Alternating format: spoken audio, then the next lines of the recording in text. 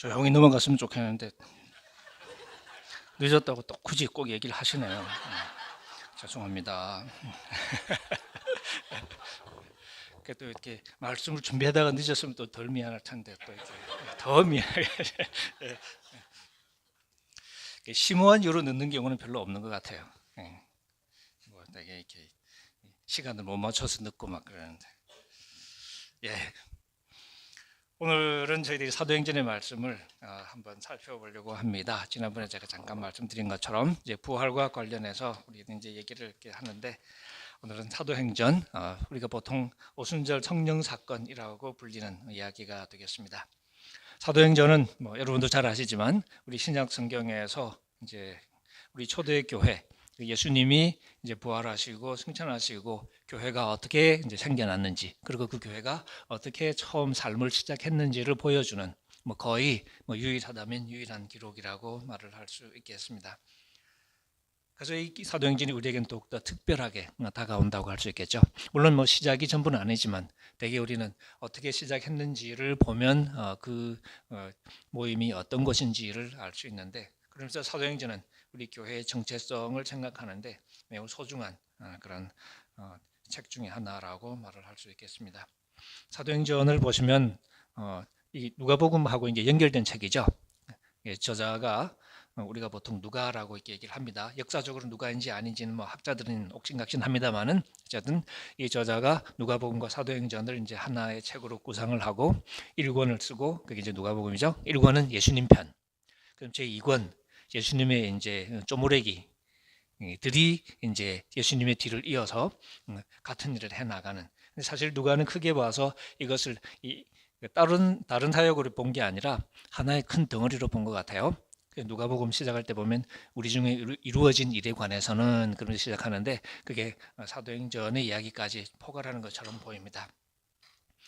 그리고 이제 누가복음이 끝나고 사도행전 시작할 때는 그 이야기를 이어가는 기법이 그렇죠. 두 번째 책 시작할 때는 앞에 책 부분을 이제 살짝 가지고 와서 그 부분을 다시 살살 풀어서 다시 보여주면서 그 틈 사이에 새로운 이야기들을 살살 끼워 넣어서 엮어갑니다. 우리 연세 드신 분들은 아마 이렇게 여기 계신 분 중에는 아마 이렇게 새끼줄 꽤나 꼬아 보신 분이 계실지도 모르겠는데 어릴 때 보면 이렇게 시골에 새끼 많이 꼬지 않습니까? 볏짚 가지고 이제 이 한 줌 딱 집어다가 꼬고 또 이렇게 다 끝나갈 쯤에 또 이제 새로 집어서 이제 끼워서 같이 엮어서 말아서. 저희 아버지는 굉장히 잘하시던데 저도 어릴 때 좀 해봤거든요. 성공했던 기억은 없습니다. 제대로 된 줄은 제가 못 구워봤는데 어쨌든 그렇게 이제 끝과 이렇게 처음 부분을 이렇게 서로 이렇게 맞물리게 해서 이어가는데 누가복음 끝이 이제 사실 사도행전에서 약간 재현되죠. 같은 이야기가 시작이 그대로 나오면서 동시에 이제 누가복음에는 안 나왔던 정보들이 살살 끼어들기 시작하죠. 그래서 예수님이 부활하시고 승천하시는 얘기까지는 이렇게 겹쳐요. 근데 사도행전에 보면 누가복음에 안 나오는 이야기들, 예를 들면 예수님이 부활하시고 나서 한 40일 정도를 이제 제자들하고 같이 이제 지내셨다. 40일 내내 같이 계셨던 게 아니라 나타나셨다가 다시 또 이제 사라지시고 그러셨던 것으로 보이는데 40일 동안 그렇게 하셨다는 정보는 누가복음에는 안 나오고 사도행전에만 나오고. 그리고 또 이제 부활하시고 승천하시기 전에 제자들과 더불어서 하나님 나라의 일을 말씀하셨다는 이야기 같은 것도 사도행전에는 나오지만 누가복음에는 또 안 나옵니다. 이처럼 이야기를 끝을 맞물려서 이제 새로운 이야기를 이어가는 모습을 볼 수 있습니다. 사도행전 이야기는 바로 그렇게 예수님이 부활하시고 승천하신 얘기를 다시 들려주면서 이제 거기서 끝나는 게 아니라 이 예수님의 이야기가 이제 예수님의 추종자의 이야기. 이게 좀 달리 말하면 이 제자들이 처음 예수님 이야기 누가복음에서는 예수님을 따라다니는 추종자 역할을 하죠. 주로 예수님이 뒤를 졸졸 따라다니면서 가끔 칭찬도 받지만 또 상당히 많은 경우에 야단 맞고 그런 이야기. 그리고 특히 이제 마가복음 같은 데 보면 배를 타면 또 주로 많이 야단을 맞아요. 그죠? 제자들이 배 타는 걸 되게 싫어했을 것이라고 우리가 이렇게 한번 추측해 볼 수 있기도 한데, 배를 타면 오늘 이렇게 조용히 넘어가야 될 텐데 하는 걱정을 하지 않았을까 하는 게 생각이 들 정도로 이제 예수의 추종자 노릇을 하다가 사도행전에 오면 이제 그 사람들이 주인공이 되죠. 드디어 예수의 추종자들이 어떻게 능력 있는 예수의 증인으로 사역하는가를 또 보여주는 그런 재미있는 변화를 우리가 볼 수 있습니다. 그래서 사도행전 처음 시작할 때 보면 예수님이 부활하시고 승천하시는 이야기를 그대로 들려주고 좀 이제 다른 정보도 우리에게 알려주고 그리고 제자들이 증인으로 이제 되어가는 과정을 우리에게 보여줍니다. 제자들은 사실 별 생각이 없었던 것 같죠. 그래서 예수님이 어쩌면 계속 계실 것처럼 기대했을지도 모르겠는데 그리고 예수님을 통해서 드디어 이스라엘 나라가 회복될 것을 기대하는 그 기대감마저 내비치죠. 사도행전 앞부분에. 그래서 언제 그 일이 이루어질지가 궁금했던 것 같습니다. 그래서 언제 혹은 지금 바로 이때 예수님 이제 부활까지 하셨으니까 그 부활의 기쁨 속에서 이제야말로 이스라엘을 회복하시지 않을까 하는 기대를 내비치는데 예수님은 제자들에게 시간에 관한 물음을 잠재우시죠. 때와 시간은 너희들이 알 바가 아니다. 그렇게 얘기하면서 오히려 제자들에게 다른 관심사를 주십니다. 여러분 잘 아시는 1장 8절의 말씀이죠. 성령께서 오실 것이다. 그러면 너희가 능력을 받을 것이다. 그리고 너희들이 나의 제자가 될 것이다. 라고 얘기하면서 그 제자가 되는 영역이 예루살렘으로부터 시작해서 온 유대 그리고 사마리아 그리고 땅 끝까지 나의 증인이 될 것이다 하는 이야기를 들려주십니다. 그리고 그 뒤에 이야기는 실제로 어떻게 제자들이 예루살렘에서 시작해서 이 땅끝까지 증인으로 이렇게 역할을 하는가를 하나씩 보여주는 이야기가 되겠습니다. 그래서 사도행전의 제일 마지막은 이방인의 사도 바울이 로마에 물론 죄수의 신분으로 갑니다만은 로마에 도착하는 것으로 끝이 납니다. 아마 이 저자는 로마에 도착하면 얘기가 거의 완결된 것으로 생각한 것 같습니다. 그래서 바울이 거기에서 어떻게 됐는지를 들려주질 않아요. 그냥 로마에서 가택 연금 상태에서 복음을 전하는 모습을 보여주는 것으로 책을 마감합니다. 그걸로 이제 자기의 목적은 달성했다고 생각이 들었겠죠. 처음으로 다시 돌아가 보면 제자들은 예수님이 부활하시고 나서 교회가 우리에게 보여준 첫 장면은 함께 모이는 장면이죠. 이게 다락방. 예수님이 이제 승천하신 걸 경험하고 그다음에 이제 예루살렘에서 멀지 않은 예루살렘에 있는 다락방으로 와서 같이 모입니다. 그래서 이제 함께 기도하는 이야기가 나오죠. 그리고 기도하고 나서 이 교회가 처음으로 한 일은 가룟 유다 12사도 교회 지도자죠. 12사도 중에 이제 빠진 그 자리를 메꾸는 작업. 그래서 베드로가 앞장서서 이제 주도해서 왜 한 사람을 뽑아야 되는지 사실 유다가 이제 우리를 버리고 간 것부터가 이미 말씀의 예언이 된 것이고 그리고 또 말씀의 예언을 따라서 우리가 빈자리를 채워야 된다는 이야기를 하고 빈자리를 채웁니다. 이 빈자리는 사도의 역할을 하는 것이고 사도라는 것이 예수님의 증인이 되는 거니까 그리고 예수님의 증인이 된다는 것은 가장 핵심적으로 예수님의 부활의 증인이 되는 거거든요. 부활의 증인이 되는 거니까 가장 중요한 것은 증인 역할을 하려면 목격자라야 되죠. 그래서 사도의 가장 중요한 요건이 예수님과 함께 있었던 사람 그리고 예수님의 부활을 목격한 사람입니다. 그렇게 해서 마띠아라는 사람을 이제 뽑아서 12명을 채우는 이야기를 우리가 처음으로 만나게 됩니다. 근데 이 마띠아라는 인물 자체는 사실은 그렇게 중요하지는 않은 것 같아요. 뽑혔다는 얘기는 나오는데 그 다음부터는 안 나와요. 그죠? 그냥 뽑혔으면 됐어요, 그냥. 그러니까 12를 채우는 것이 중요했던 것으로 보입니다. 그래서 이게 마띠아라는 한 인물 자체보다는 이제 교회가 12를 채웠다. 물론 12는 여러분도 잘 아시지만 10이라는 것은 이스라엘의 전체를 상징하는 숫자가 되겠고 그런 의미에서 이제 하나님이 또 다른 방식으로 이스라엘을 회복해 가시는 이야기를 보여주기 위한 그런 상징적인 제스처로 12명을 채운 것이라고 우리가 생각을 해볼 수도 있겠습니다. 이제 12명이 채워졌으니까 교회가 본격적으로 사역을 하겠죠. 그리고 그 이야기의 첫 장면에 우리가 오늘 보는 오순절 성령 사건이 이제 기록이 되어 있습니다.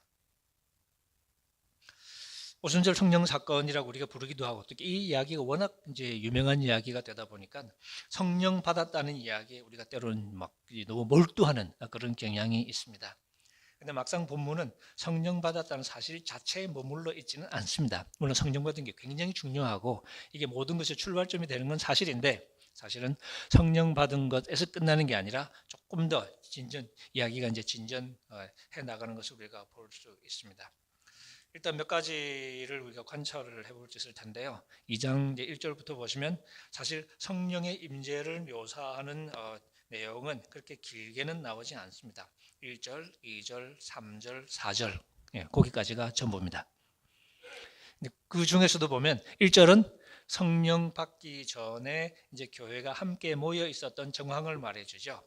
오순절 날이 되었다 하는 시간 말해주고, 그 다음에 다 같이 한 곳에 모여 있었다 하는 그 상황. 그 다음에 이제 2절, 3절에 이제 성령이 임하시는 주변적인 정황을 묘사하는데요. 이게 재미있게도 이제 2절에 보면 소리, 청각이죠. 청각 쪽으로 이제 성령이 임하시는 정황을 묘사를 해주고요. 3절에서는 또 시각적으로 성령이 임하시는 정황을 얘기해 줍니다. 청각적으로는 하늘로부터 급하고 강한 바람 같은 소리. 바람은 아니에요. 근데 바람 같은 소리. 그러니까 우리가 이걸 묘사하려면 가장 근접한 것으로 묘사할 수밖에 없으니까. 그래서 우리가 경험하기에 가장 비슷한 소리라고 든다면 아마 이게 아주 센 바람 소리라고 할 만한 이제 소리가 경험이 됐겠죠. 그 다음에 또 3절에 보면 시각적으로 불의 혀처럼 갈라지는 것들이 그들에게 보여. 뭔가가 보이긴 했는데 이게 뭔가를 콕 집을 수는 없죠. 근데 가장 유사하게 묘사하다 보니까 마치 불꽃이 갈라지는 것처럼 그런 갈라지는 불꽃이 각 사람에게 임하는 것을 이제 우리가 보는 거죠. 그러고 나서 4절에 성령의 임하심에 관해서 기록이 되어 있습니다. 그러니까 소리가 나고 불꽃이 임하고 하는 그 자체가 성령은 아니에요. 그러니까 성령이 임하실 때에 이제 주변적인 정황이 되는 거죠. 그리고 성령이 임하십니다. 그 성령이 임하시니까 어떻게 되냐? 성령이 말하게 하심을 따라서 성령이 임하시는데 그 성령이 임하시는 것이 사람을 뒤집어지게 하고 난리를 치게 한 게 아니라 말을 시켜요. 사람들이 말을 시작해. 말을 시작하는데 무슨 말이냐면 다른 언어들로. 이게 이제 우리 개역 개정에도 다른 언어들로라고 되어 있는데 방언 그러면 이렇게 좀 이상한 생각을 할 수도 있지만 일단 여기서는 문자적으로 번역하면 혀입니다. 혀. 영어로 그래서 tongue이라고 하죠. 혀인데 이 혀라는 게 이제 문자적으로 이렇게 신체 기관으로 혀를 가리킬 수도 있고요.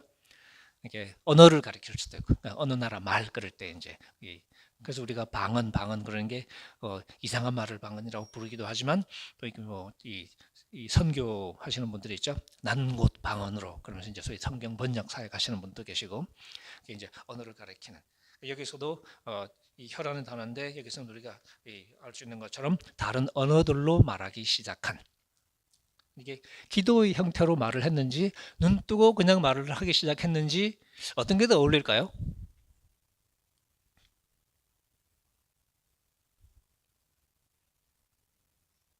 가끔 이제 제가 이럴 때 보면 오순절 성령 사건인데 어떻게 성령이 임하셨냐 교회가 다 같이 모여서 열심히 기도하고 있으니까 주여 어시옵소서 그런 막 열심히 기도하고 있고 그런 중에 성령이 임하셨다 그렇게 생각하는 분들이 꽤 계셔요. 제가 확인해 보면. 근데 본문은 그런 얘기 전혀 없습니다. 그냥 있었어요. 한 자리에 지금처럼 놀고 있는 것이니까. 근데 갑자기 성령이 임하시는 거죠. 그러니까 사도행전의 얘기는 상당히 많은 경우가 그렇습니다. 우리가 막 열심히 그게 아니고 그냥 뜬금없이 임하시는 경우들이 상당히 많습니다. 사실 이 빌립이 사마리아에 가서 전도할 때도 물론 거기는 이제 안수라는 말은 나오지만 이 베드로가 가서 안수하니까 성령을 받습니다.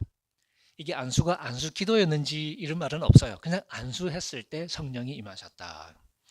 나중에 10장 가면 고넬료 집안이 예수 믿는 소위 이제 최초로 물리를 최초는 아닙니다만은 이방인 할례 안 받은 이방인이 이제 하나님을 받아들이는 예수님을 믿는 그 얘기가 나오는데 거기도 보면 베드로가 설교하는 도중에 그냥 성령이 임하셔요. 그러니까 소위 신앙을 고백하기도 전에 일단 성령부터 임하고 보자요. 그러니까 하나님 급하실 때는 가끔 그러시기도 하시는 것 같아요. 물론 순서가 바뀌어 나올 때도 있습니다. 다 이제 회개하고 막 이제 그러고 나서 이제 성령을 받을 때도 있고요. 베드로가 이제 얘기한 게 바로 그런 순서인데 하지만 때로는 성령이 먼저 임하시고 모든 일이 시작될 때도 있고 누가는 그 순서에는 별로 관심은 없는 것 같습니다. 어쨌든 성령이 임하십니다.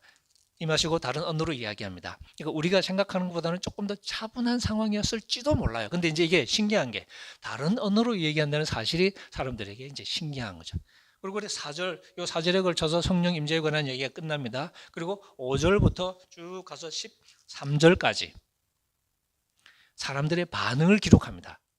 반응을 기록하는 건 오히려 간단하게 기록할 수도 있을 것 같은데 굉장히 길게 기록해요. 근데 길게 기록하는데 그 긴 기록의 이 상당 부분이 이 출신들을 얘기해 주는 거죠. 듣는 사람들, 그 교회의 그 성령 받는 이야기를 경험 보는 사람들이 어느 출신인지가 9절부터 보시면 바데, 메데, 엘람, 메소포타미아 쭉 나오죠. 그리고 11절까지 아라비아 사람들까지 나오고 그 다음에 우리가 다 우리의 언어로 하나님의 큰일 말함을 듣는도다. 그러니까 여러 곳에서 온 사람들이 자기가 태어났던 곳의 언어로 제자들이 말하는 것을 본 거죠. 다 갈릴리 출신에 있죠. 촌놈들인데 갈릴리 방언으로 얘기하는 게 아니라 자기들이 알아들을 수 있는 모국어로 얘기를 하고 있으니까 당황스러운 거죠. 그래서 12절에 보시면 당황해서 이 일이 어떻게 된 거냐. 사람들의 반응에, 그리고 그 사람들이 굉장히 다양한 곳에서 왔다는 사실이 아마 의도적인 거겠죠. 상당히 많은 곳에서, 온 세상에서 온 사람들이 이 교회가 이 성령 받고 방언으로 말하는 것을 이제 보았다는 거죠. 그리고 그 사람들이 깜짝 놀랍니다. 이 물리적으로 보면 성령 임함을 묘사하는 내용보다는 2배가 넘는 분량을 지금 할애해서 사람들이 깜짝 놀랐다는 반응을 지금 우리에게 말해주고 있습니다. 물론 궁금한 지점이 좀 있긴 하죠. 우리가 얼핏 2장을 시작할 때는 제자들이 이제 한 곳에 모였으니까 다락방이 아니었을까요, 그죠? 근데 보면 온 동네 사람들이 다 봤대, 다 들었대. 그러면 다락방은 아닌 것 같은 생각이 들기도 하고, 그래서 조금 애매한 지점이 있긴 하죠. 이미 이제 누가의 관심은 이제 사실은 좀 이렇게 공개적인 장소로 지금 옮겨가고 있는 것처럼 보입니다. 7절에 보시면 놀랐다라는 표현이 있게 나오고요. 다 신기하게 여겼다. 그 다음에 또 이렇게 놀랐다, 다 놀라 신기하게 여겨. 이 둘 다 사실 비슷한 게 표현인데요. 다른 단어지만 그 다음에 12절에도 놀랐다라는 표현이 나오고 당황했다는 표현이 나오죠. 이제 놀랐다는 표현은 누가복음 사도행전에 종종 나옵니다. 종종 나오는데 대개의 경우에는 예수님이 엄청난 일을 하셨을 때 사람들이 깜짝 놀라죠. 하나님이 뭔가를 하셨을 때 사람들이 깜짝 놀라고, 그런 맥락에서 물론 이제 자주 등장을 하는 단어. 그러니까 이 단어가 이제 자주 나오니까 나중에 읽다 보면 이 단어가 만나면 뭐 무슨 일이 있었나 보네 하는 생각을 좀 하게 되는. 그래서 여기서도 하나님께서 뭔가를 하셨습니다. 그리고 사람들이 그 일을 보고 깜짝 놀랍니다. 사람들은 당혹하죠. 왜냐하면 이게 자기들이 알아들을 수 있는 언어로 제자들이 이야기하는 믿기 어려운 상황이 지금 벌어지는 거죠. 그래서 어떤 사람들은 이게 도대체 어떻게 된 일이냐고 당황하고, 근데 또 어떤 사람은 13절에 보시는 것처럼 조롱했다는 거죠. 빈정거렸죠. 술 취했나 보다. 물론 술 취했다고 말할 만한 상황이 아니긴 한데 가끔 술 취하면 뭐 이렇게 희한한 일이 벌어지긴 하다는 그런 신념이 있었다면 그럴 수도 있겠죠. 바로 이제 이런 상황, 사람들이 그 오순절 성령 경험하는 걸 보고서 듣고 보고서 술 취했나 보다 하고 빈정거리는 상황, 이게 이제 계기가 돼서 베드로가 일어나서 이제 설교를 시작합니다. 설교의 시작의 첫 번은 뭐냐면 술 취한 거 아니거든. 이게 이제 첫 마디죠. 그걸 한 말, 니네들 아침부터 술 마시냐? 이게 지금 시간이 9시인데, 그죠? 이제 물론 이제 우리나라에는 별로 해당이 안 되는 물론 그런 논법이긴 합니다만은, 우리나라는 제가 아침에 이렇게 일찍 가끔 식당에 갈 일이 있잖아요. 깜짝 놀랐어요. 테이블마다 소주병이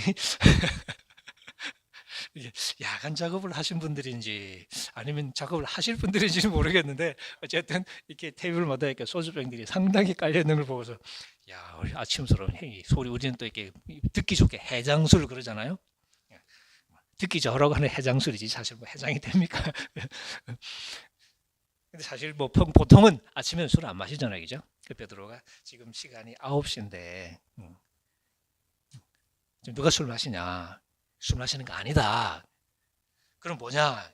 내가 얘기해 줄게. 그리고 이제 그 상황을 이렇게 해명하기 시작합니다.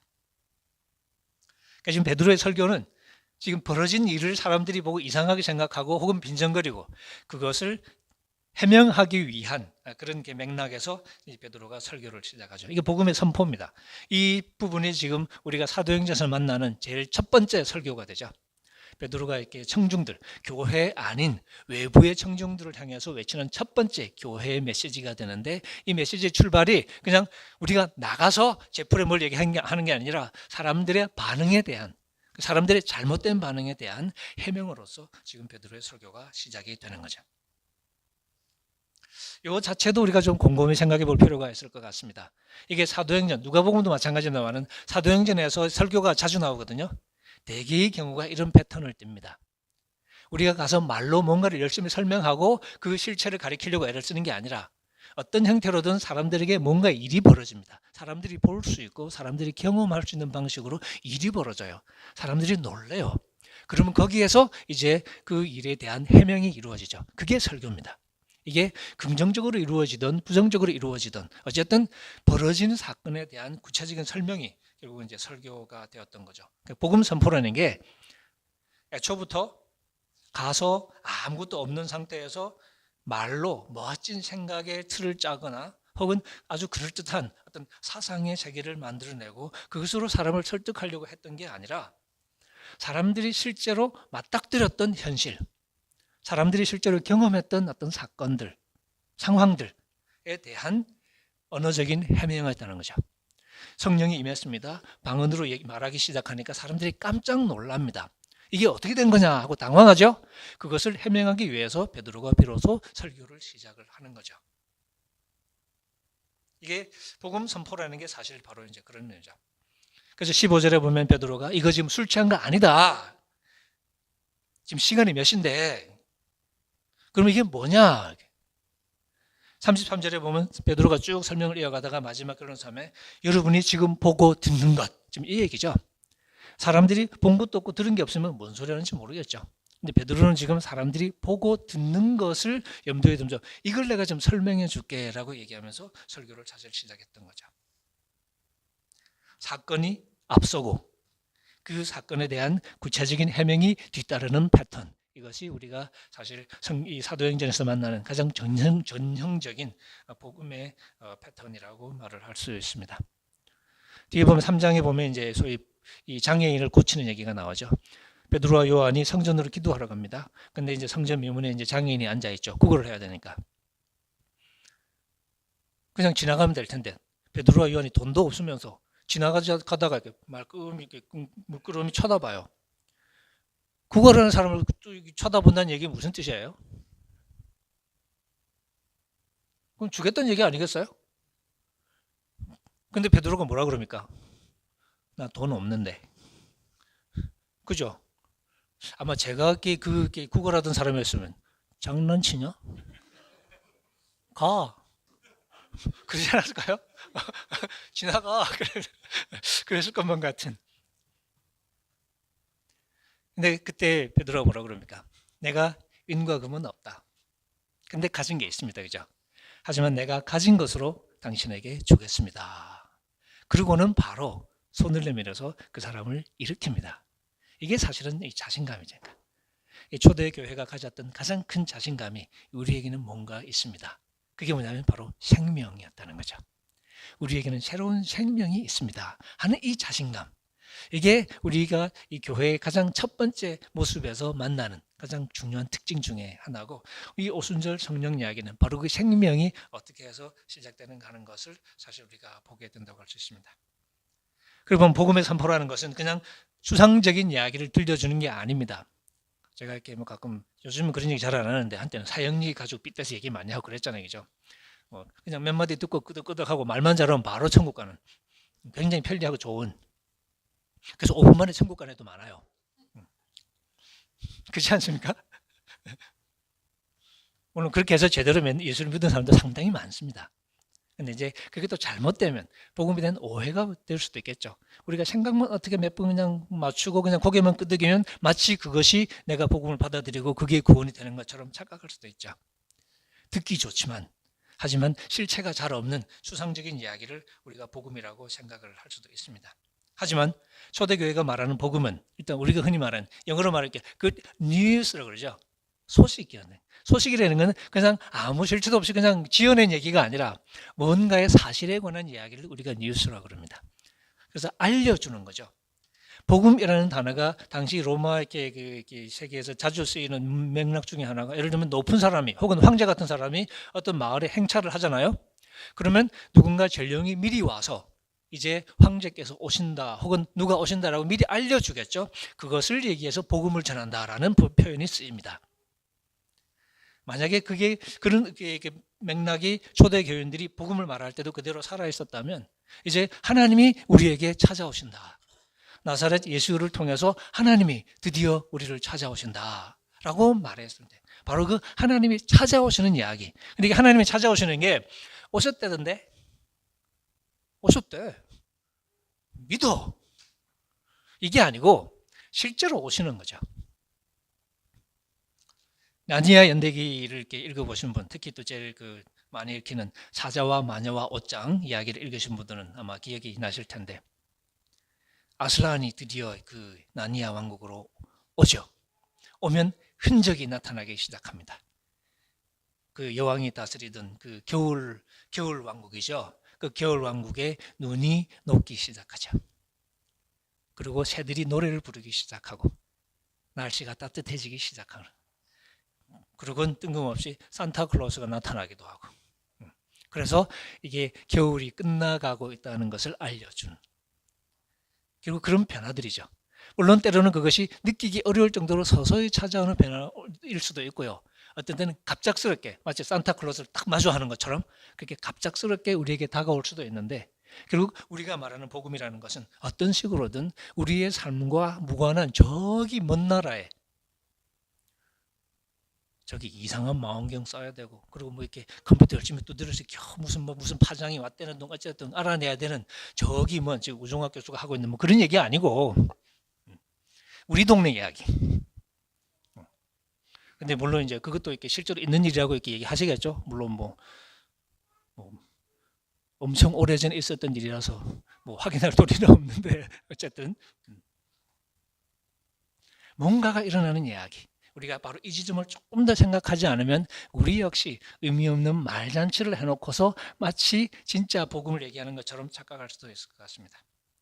누가복음 서문 예를 제가 아까 드렸는데, 우리 중에 이루어진 일에 관하여는, 조금 더 이렇게 세게 번역하면 우리 중에 성취된 일들에 관하여는, 우리 중에라는 표현을 썼거든요. 바로 그것이 우리가 복음을 말하는 방식이겠죠.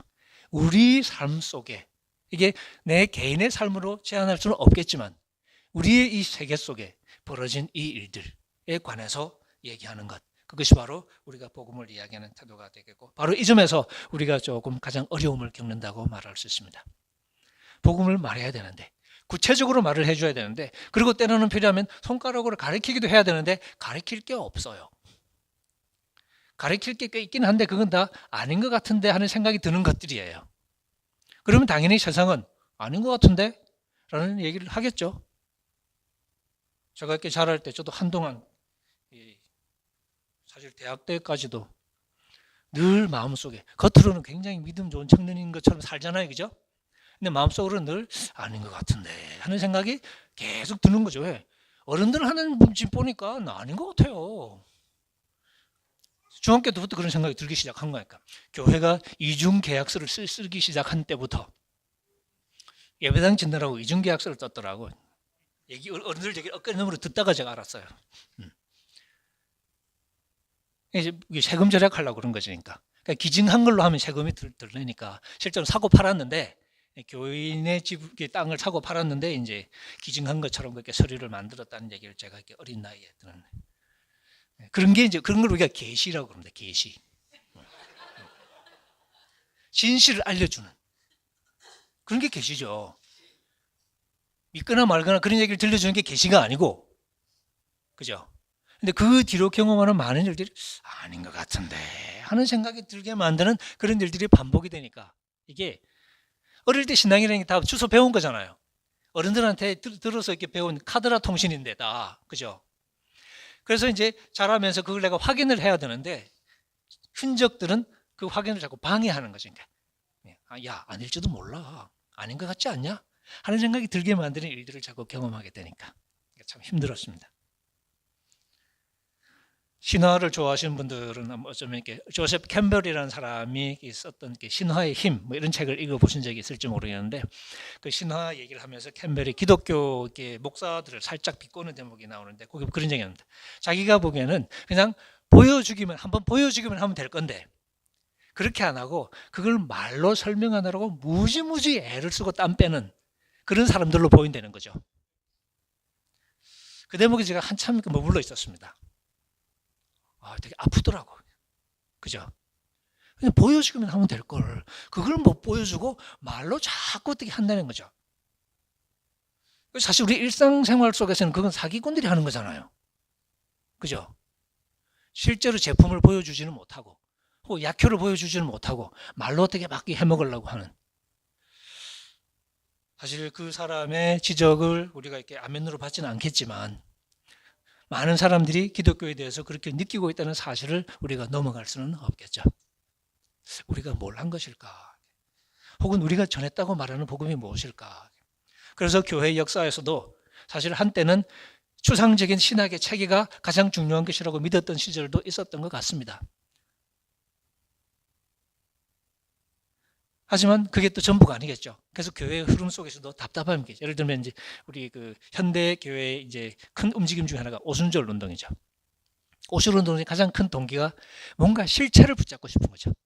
우리가 말하는 복음이 우리의 삶 속에 구체적인 실체로 뭔가 드러나야 될 것 같은데, 그래서 오순절 운동은 우리의 삶 속에 하나님이 역사하시는 흔적을 확인하고 싶은 거죠. 거기까지는 좋았는데 그게 조금 잘못 가서 번영신학하고 결합이 되는 바람에 좀 말아먹은 감이 있습니다. 근데 그거는 잘못됐지만 우리 삶 속에 역사하시는 하나님의 구체적인 역사를 확인하고 싶은 욕구는 사실은 당연한 욕구죠. 반면에 해방신학, 이 오순절과는 좀 다르게 또 마찬가지로 하나님의 역사하시면 현실성을 느껴보고 싶어 했던 흐름이 바로 어쩌면 해방신학 같은 신학일 수 있죠.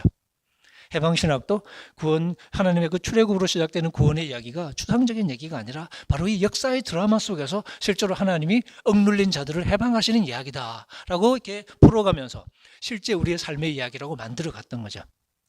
이처럼 우리는 복음 이야기가 먼 나라의 믿거나 말거나 얘기가 아니라 바로 우리가 살아가고 있는 이 세상 속의 이야기라는 것을 확인하고 싶고, 그것은 당연한 얘기죠.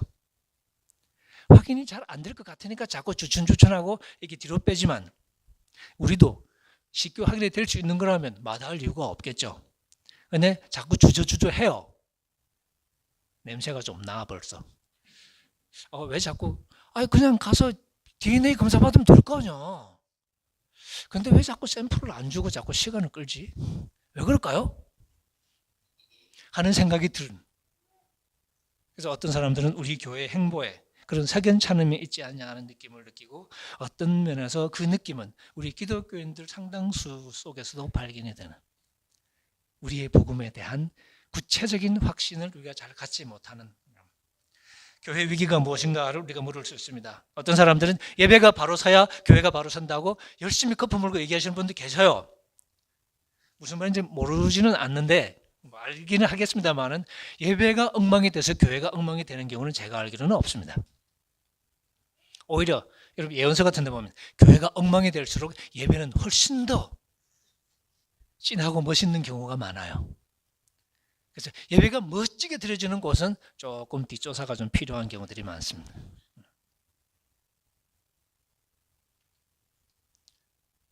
뭐 우스갯소리를 많이 하지 않습니까? 남편이 평소 안 하던 짓을 할 때, 그죠?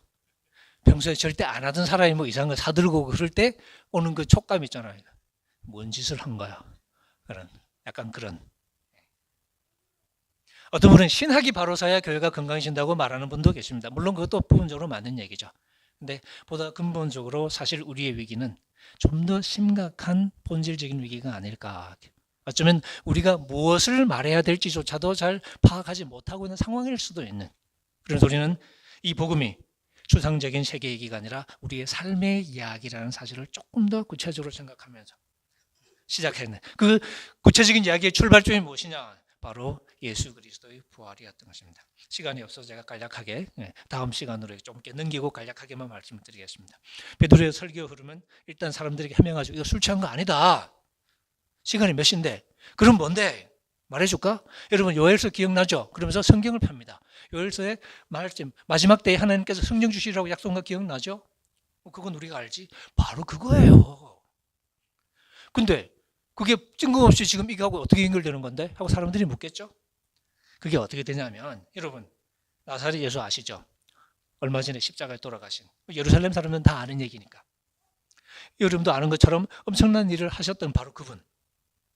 근데 그분 어떤 분이냐? 여러분이 결국에는 이 이방 사람에게 넘겨줘서 십자가에 못 박게 만들었던 바로 그분. 근데 그분을 하나님이 살려주셨다는 거니까. 죽고 끝난 게 아니라 사실은 살아나신 거예요. 그건 사람들은 모르죠. 그때 베드로와 사도들이 우리가 봤어요. 이게 이제 우리가 증인이라는 얘기가 바로 그 얘기입니다. 우리가 이 일의 증인이다라고 베드로가 얘기할 때는 바로 이거 우리가 본 거다 이거는. 그리고 이제 자기 자신을 담보하는 거죠. 내 손에 장을 쥐져라 하고 아직도 안 쥐진 분이 계시긴 하는데요. 그렇게 생각이 나네.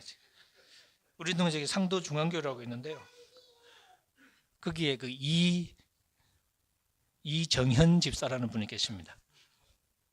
안수 집사님인데 아직도 손이 멀쩡하신 것 같아요.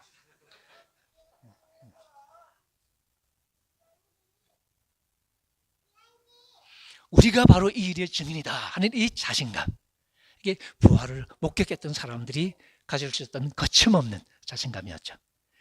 뒤에 가면 이 자신감은 어느 정도냐, 아이고 죽이려면 죽여라 하는 수준까지 나갑니다. 때려봐 그렇다고 뭐 내가 뭐 그냥 입 다물리? 이 자신감을 가지고 시작했던 게 교회였던 거죠. 그리고 이 베드로는 우리가 증인이라는 말에 이어서 실제로 성경 말씀이 그렇게 예언하지 않았냐라고 시편을 열어서 하나님이 예언하셨던 다윗의 시편을 열어서 설명해 주죠. 다윗이 부활에 관해서 얘기했는데 이거 지 얘기 아니잖아. 왜? 지는 죽었거든. 다윗의 무덤이 그때도 있었고 지금도 있죠. 여러분 예루살렘 이스라엘 가보시면 저기 남쪽에 다윗 무덤 뭐 이렇게 방문하기도 하고 그러거든요. 그러니까 분명히 죽었단 말이야. 그럼 지 얘기는 아니지. 딴 사람 얘기지. 이 사람이 선지자예요. 장차 오게 될 메시아를 예언한 거라고 그렇게 연결하면서 예수님의 부활을 성경으로 설명을 해줍니다. 그리고 쭉 이어가면서 이 예수를 하나님이 살려주셨다. 그리고 우리 모두가 이 일의 증인이다. 그렇게 이야기를 풀어갑니다. 결국 오순절 성령 사건의 이야기에서 시작해서 무슨 얘기냐? 하나님께서 예수를 살려주셨다는 부활의 메시지로 이어졌던 것이죠. 그리고 바로 이 예수의 이름으로 모든 이야기가 시작된다고 선포하기 시작하는 시점, 바로 그 시점에 지금 우리가 와 있습니다. 앞으로 계속 얘기가 풀어질 텐데 바로 이 나사렛 예수 그리스도의 이름으로 라고 말할 때 이 사도들 머릿속에는 여러분이 비록 십자가에 못 박았지만 하나님께서 다시 살려주신 이 나사렛 예수, 이 예수의 이름으로 라는 얘기가 됐던 거죠. 이 부활의 목격자로부터 모든 이야기가 시작이 됩니다. 우리 중에 이루어진 이 일들은 결국 하나님께서 예수를 죽은 자 가운데서 살리셨던 이야기에서 절정에 이르는 것이고, 그래서 이 부활을 목격하는 것이 12사도의 자격의 가장 중요한 것 중에 하나였고, 사도 바울을 두고두고 괴롭혔던 것이 바로 이 자격 조건이었습니다. 바울은 예수님이 부활하시고 승천하실까지 예수를 안 믿었거든요. 교회를 박해했거든요. 물론 다메섹 도상에서 주님을 만났습니다. 그 가지고 주님을 만났다, 주님께서 자기에게 나타나셨다라고 부활의 목록 속에 자기를 끼워 넣어요. 남들이 보기에는 조금 얘기가 다르죠. 그래서 계속 자격 시비에 걸렸습니다. 고린도 전서도 그렇고 고린도 후서도 보면 그랬던 것이 그만큼 예수님의 부활을 목격하는 것이 중요했다는 거죠. 요한일서에서는 1세대 그리스도인들이 2세대 그리스도인들에게 편지를 쓰는 이야기가 기록이 되어 있습니다. 그 이야기를 시작할 때 태초부터 있던 생명의 말씀에 관하여는 우리가 귀로 들었고 눈으로 보았고 우리 손으로 만졌다. 여러분 이거 큐티하실 때 여러분에게 적용하면 큰일 납니다. 이거는 1세대 그리스도인들, 실제로 주님과 더불어 살았던 그 사람들 얘기죠. 그 사람들이 예수님을 본 적이 없는 2세대 그리스도인에게 편지를 쓰는 이야기죠. 하지만 2세대로 넘어간다고 사실이 바뀌지는 않습니다. 교회 이야기는 바로 그 부활하신 예수님의 이야기, 그리고 그 예수님의 부활을 직접 목격했던 최초의 목격자들의 이야기로부터 교회가 시작이 되죠. 그것이 교회가 말하는 복음의 선포가 되겠습니다. 바로 그 이야기를 우리가 보고 있습니다. 마무리하겠습니다. 뒤에 얘기가 많은데요. 준비를 대충 하면 원래 내용이 길어지거든요. 다음에 이제 계속 이어서 가고요. 오늘 한마디. 우리가 말하는 이 복음은 실체 없는 추상적인 이야기로 우리의 마음을 위로하는 If you're okay, I'm okay 이런 식의 얘기가 아니라 사람들이 받아들이기는 힘들지만 우리가 사실이라고 믿는, 하나님께서 예수를 죽은 자 가운데서 살리셨다는 바로 이 사실로부터 출발한다는 것, 이 부분을 우리가 곰곰이 생각하면서 우리가 말하는 복음이 우리의 삶 속에 어떤 방식으로 걸어 들어올 것인가, 이 복음이 나의 삶 속에는 어떤 식으로 걸어 들어올 것인가를 함께 묻고 생각하는, 그것이 우리가 이 교회를 회복해가는 가장 중요한 움직임 중에 하나가 될 것입니다. 기도하겠습니다. 자, 우리 오신 하나님 아버지, 오늘 저희들이 오순절 성령 사건, 그리고 그것으로 해서 출발해서 예수님의 부활을 선포하기 시작하는 사도들의 모습을 보았습니다. 사람들이 십자가에 못 박았던 예수를 하나님께서 죽은 자 가운데서 살리셨다고 선포하면서 이 세상을 향해서 문을 열고 나섰던 교회의 모습을 저희들이 봅니다. 오늘 우리도 이 자리에 서서 하나님의 교회, 그리스도의 제자들의 공동체로 이 세상을 향하여 문을 열고 나섭니다. 우리들은 어떤 메시지로 그들을 향해서 다가가고 우리들은 무엇을 가리키면서 그들에게 복음을 말할 것인지 다시 한번 저희들이 우리 자신의 모습을 추스려 봅니다. 부활의 복음이 먼저 우리의 믿음 속에서 우리의 삶 속에 깊은 뿌리를 내리게 도와주시고 그 복음이 우리 주변의 많은 사람들에게 전달될 수 있게 하시고, 그래야 우리가 이루어가고자 하는 공동체가 막연한 말의 공동체가 아니라 추상적인 사상의 공동체가 아니라 실제로 살아 역사하시는 하나님의 생명의 공동체가 될 수 있도록 지금 저희들을 함께하여 주시고 저희들의 걸음걸음을 주님 인도하여 주옵소서. 예수님의 이름으로 기도합니다. 아멘.